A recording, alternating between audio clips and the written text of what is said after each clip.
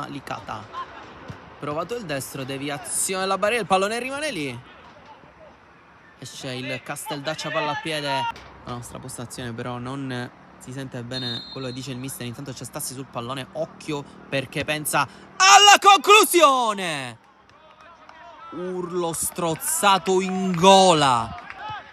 Licata ancora a far correre il numero 3 che fa il tuttocampista. Si abbassa Muratore per ricevere e crossare dalle parti di Stassi. Non ci è arrivato il numero 9, nemmeno Mormino che era tutto solo di pochi istanti fa, in cui però Polito non è riuscito a calciare. Qui grandissima giocata di Vega che passa sul sottile, raddoppiato Vega sul fondo, sinistro dentro e traversa piena di Stassi. Ancora una volta però c'erano almeno due giocatori. Ecco come giocano il 9 e il 17. Ancora Stassi ad andare da Muratore col sinistro di Benedetto, poi Vega la mette fuori.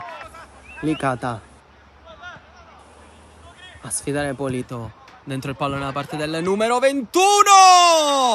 Il pallone non è entrato sul colpo di testa di Mormino, il direttore di gara, per dare la doppia giocata probabilmente.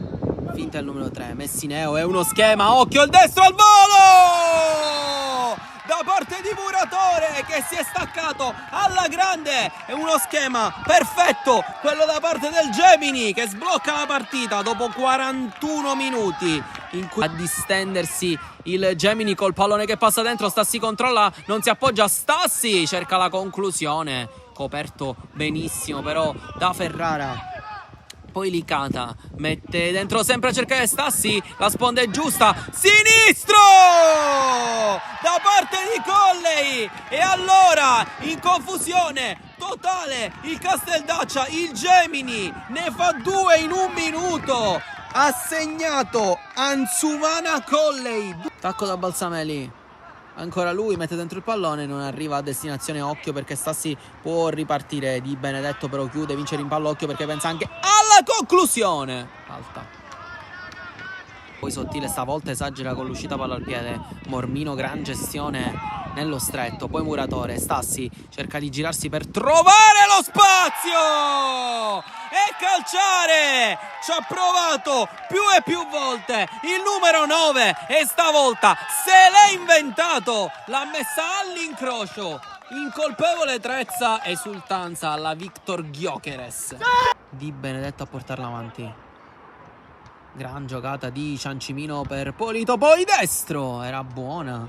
L'idea di Ciancimino l'aveva anche impattata bene. Col 10 la gestisce alla grande, poi va col tacco da Licata. Si apre il campo da questo lato per Stassi. Occhio al numero 9, sovrapposizione di Colley. Stassi rientra sul destro.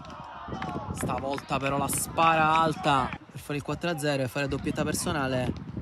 Preso la traversa Basajev, prova il destro, palo pieno, poi schiena di Trezza, arriva Stassi, posizione regolare e gol validissimo. 4-0, doppietta per Stassi.